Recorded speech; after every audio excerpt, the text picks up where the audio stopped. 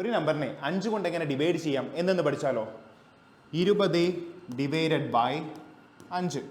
ഏത് നമ്പറിനെയാണോ 5 കൊണ്ട് ഡിവൈഡ് ചെയ്യുന്നത് ആ നമ്പറിനെ ആദ്യം 2 കൊണ്ട് അങ്ങ് മൾട്ടിപ്ലൈ ചെയ്യുക.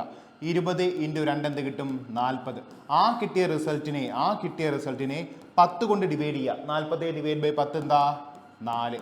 അപ്പോൾ 20 ഡിവൈഡ് ബൈ 5 4 കിട്ടും. അടുത്തൊരു ക്വസ്റ്റ്യൻ നോക്കി. 23 ഡിവൈഡ് ബൈ 5. ഇവിടെയും സെയിം സ്റ്റെപ്പ് തന്നെ, ഒരു മാറ്റവുമില്ല. 23നെ, അതായത് 5 കൊണ്ട് ഡിവൈഡ് ചെയ്യുന്ന നമ്പറിനെ 2 കൊണ്ട് മൾട്ടിപ്ലൈ ചെയ്യുക. 23 ഇൻറ്റു 2 46. ആ കിട്ടിയ റിസൾട്ടിനെ, ഇവിടെ 46 അല്ലേ കിട്ടിയത്, ആ കിട്ടിയ റിസൾട്ടിനെ 10 കൊണ്ട് ഡിവൈഡ് ചെയ്യുക. അപ്പോൾ എന്ത് കിട്ടി? 4.6. ഇനി നോക്കിയേ, 132 ഡിവൈഡഡ് ബൈ 5 എന്താ? ഏത് നമ്പറിനെയാണോ 5 കൊണ്ട് ഡിവൈഡ് ചെയ്യുന്നത് ആ നമ്പറിനെ 2 കൊണ്ട് ആദ്യം മൾട്ടിപ്ലൈ ചെയ്യുക.